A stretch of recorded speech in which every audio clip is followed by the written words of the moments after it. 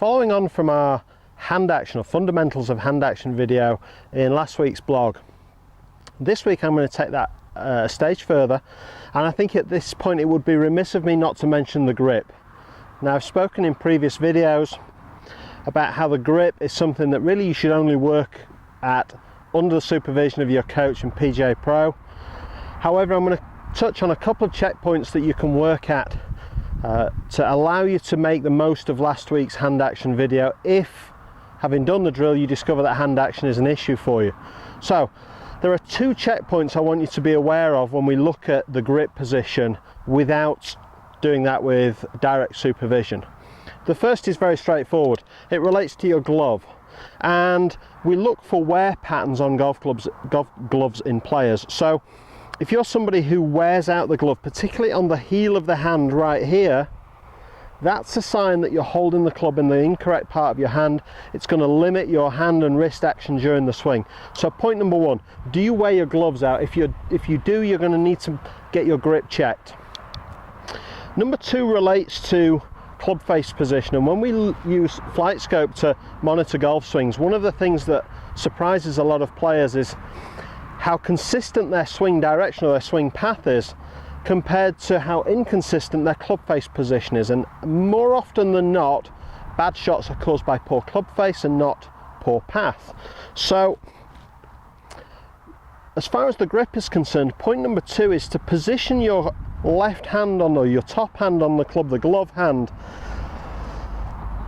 turned in enough that it allows you to set the wrist cock upwards without changing the club face position. So let me expand on that.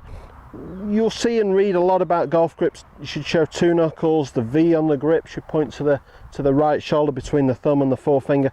Lots of stuff written about grips, and for me, grips are very individual. There's a couple of key elements. Number one, in relation to the wear of a glove, we need to make sure that we hold the club from the middle joint of the index finger to just above the base joint on the little finger there, so we can wrap the fingers around the handle, leaving the grip sitting underneath the heel fleshy part of the pad. We don't want the grip running up into the heel. That will wear the gloves out.